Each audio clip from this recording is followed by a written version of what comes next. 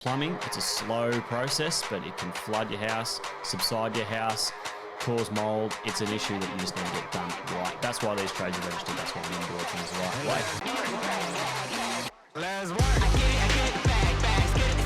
G'day, welcome to the Making With Myles podcast. I'm Myles Clark here, your beloved host, and we've got two formats to this podcast. So we've got the shed, which is where we discuss all things related to building and construction, and the real estate industry more or less through the lens of a building inspector. Other than that, we have the journey. The journey is where we discuss all things personal development, all that type of stuff.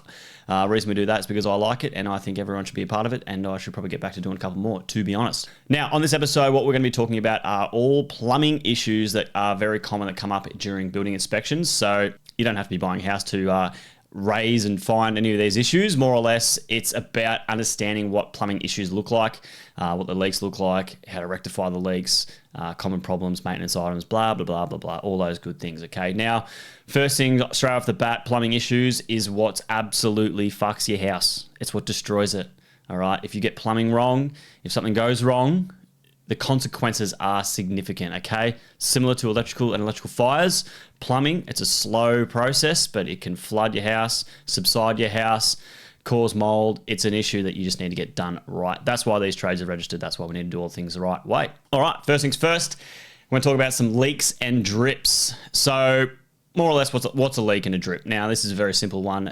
It's easy to find.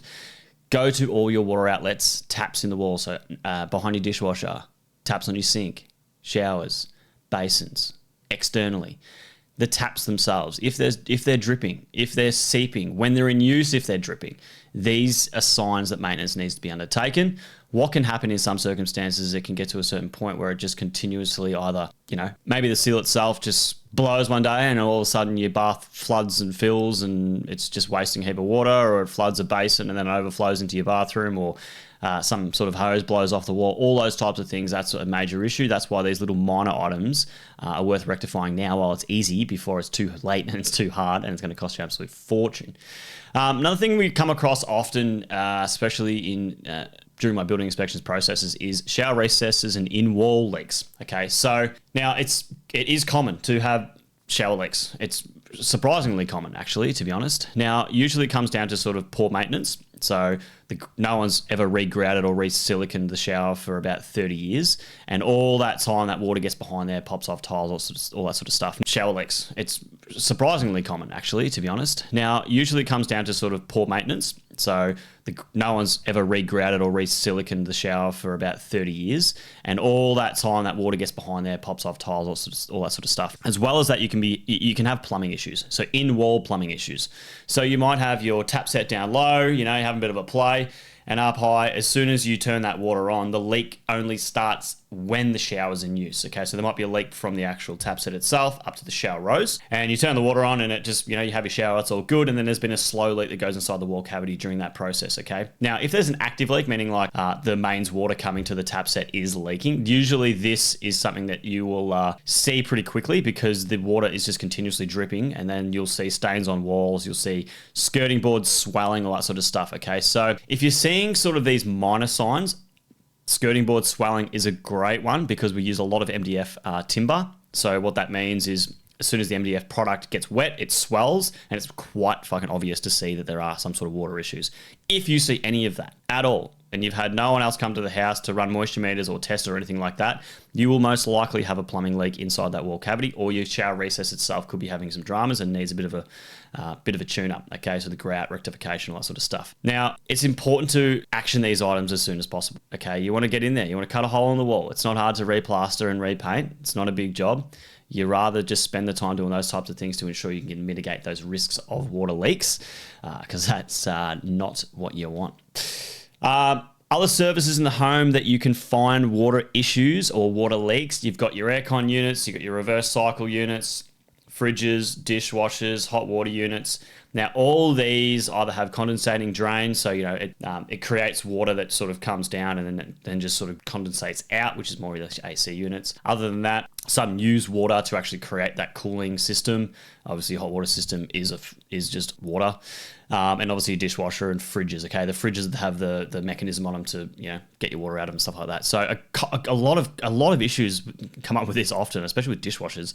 Is just slow leaks coming from connections here, there, and everywhere. So you might push the dishwasher in, just slowly bugger up the connection, and then water slowly leaks as it sort of drains out, or the water gets pumped in. Okay, so all these things are something to be wary of, and you need to be wary of it. So as you do maintain your house and you look after all your shit, that you're actually doing all the right things and you're making sure all the water is getting captured and is going away. It's going in as it should. There's no breaches, there's no blockages, there's no issues or anything like that. Okay, so this is all things more or less internally in the home that is very critical to understand and to sort of work through. Other plumbing items that you really need to be aware of is definitely external, all right? The big one, all right? Now we're talking about gutters, in-ground plumbing, and charged water lines. Fucking the scariest of them all. Gutters. Super easy. Everyone knows if the gutters are full of shit, the water is not going to go through into the downpipes. Pretty obvious. Now, keeping gutters clean is super critical, all right? Because what can happen is if you can get blockages within your downpipe and the downpipes overfill, some downpipes have an external overflow system where the water sort of hits and then overflows out through those little slots. Or sometimes there's a lot of heavy weather events that water can go up into the house itself. If your house has eaves, it's going to go into the eaves. If it has no eaves, it's going to go into your fucking house or into your brick cavity and walk through the walls. It's something you don't want to be a part of. So just be mindful, just general maintenance with your gutters is super critical. Now that's where the water's captured from the roof itself, and then it's going to work its way down into the downpipes, all right? Next step, downpipes, in-ground, stormwater, and sewer, okay? We'll start with the stormwater. The stormwater is all the water that is captured from the roof structure itself and is diverted out to either the street or there'll be some sort of stormwater discharge, okay? Now, you can't see what's in the ground. It's hard to see if there are any in-ground damages. The only way to do it is to get a plumber that has a camera and shove it down all the stormwater drains to ensure that they're actually not blocked. There's no tree roots. They're not cracked. Hasn't been poorly installed. They're not going uphill. Things like that is very critical, okay? And the reason being is when there are damages in ground, which I've said numerous times, this is what leads to your major footing movement. So your slab heave, where the slab, the soil swells and lifts the whole entire structure itself. You've got tons of concrete, but nature is just going to shaft you and it's just going to lift up your slab, get cracks, all those types of things. And as well as that, it works in the other way around as well. So it washes out the soil itself and then subsides it. So you've got no more, your foundations, which is what your footings, the concrete sits on, it loses its strength, it loses its bearing capacity because it's just flooded with water, right? So then your house sinks and it moves and it dips and it dives and you get structural cracks.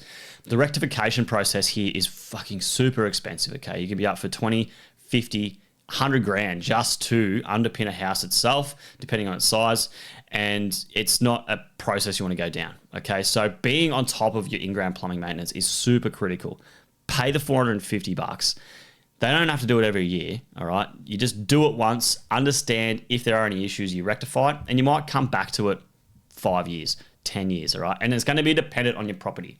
If you've just got a brand new house and it hasn't been done, I would recommend doing it, all right? Because it's very, very, very common for concreters to put star pickers through stormwater systems as they do their work and pour the slab because the stormwater guys come in first and then they come in later, all right? And people don't pick up on these types of things.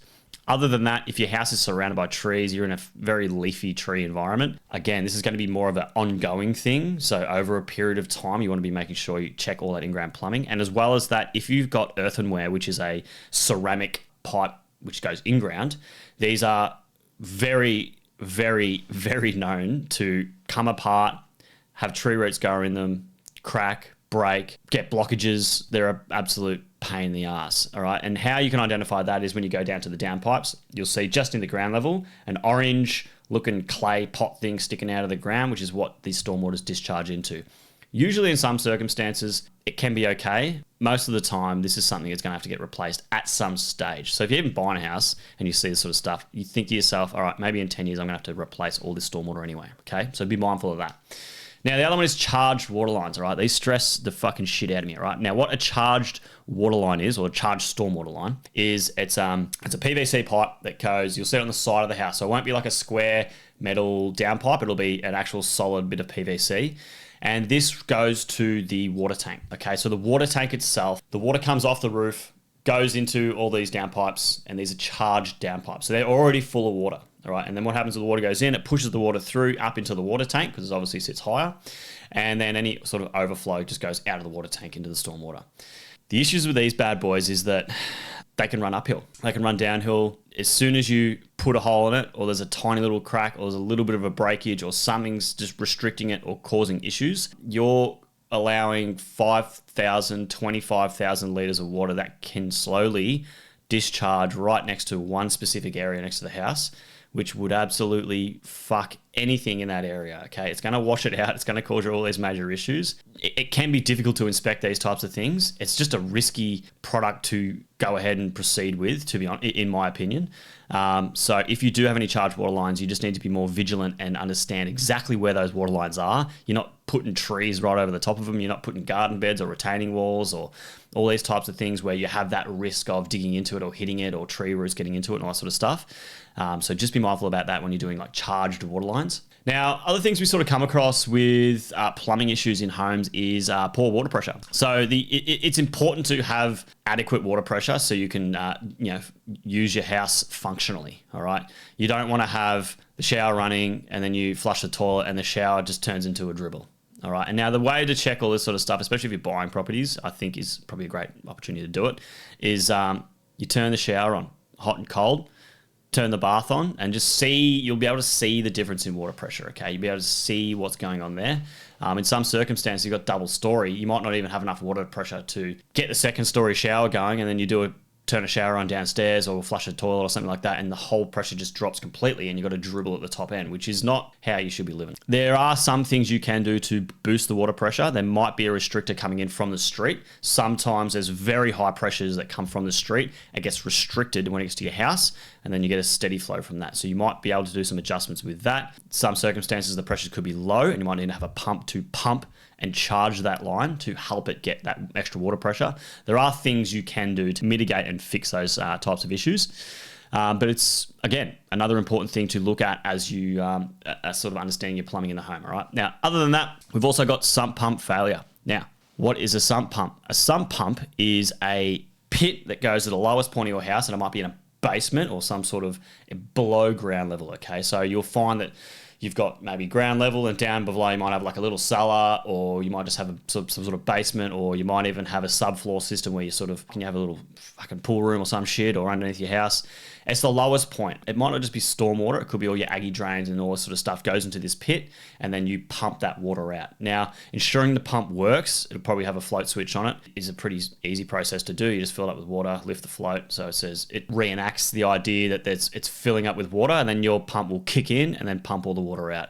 Ensuring there's no blockages, all that sort of stuff, because worst case scenario is if you're going on holidays and there's like a heavy, 1 in 100 year rain that we get every 2 weeks, comes and fills up this little sump pump. The sump pump is faulty, it's broken, and then all of a sudden you're flooding sort of low-laying areas, okay? So again, something else to consider to be mindful about and action it accordingly. With rural properties, something in particular is septic systems. Septic systems, depending on the age of them, obviously you can still get clogs, leaks, and the drains can fail completely, all right? So ensuring that you have with your plumber, whoever installed it, or just a local guy, to ensure that you have adequate maintenance schedules in place for that. It might be getting pumped out, checked out, depending on the type of system. Some are just a big pit and all the shit falls in and it sort of works its way out and then it goes through static lines through the paddock. Or it might be an actual treatment plant itself, okay? This is a bit more high tech, it's the newest sort of stuff. There's not usually any big lines. You'll have like sort of one grey line from that. Again, keeping on top of these is very important, okay? Because the last thing you want is that to get blocked or clogged.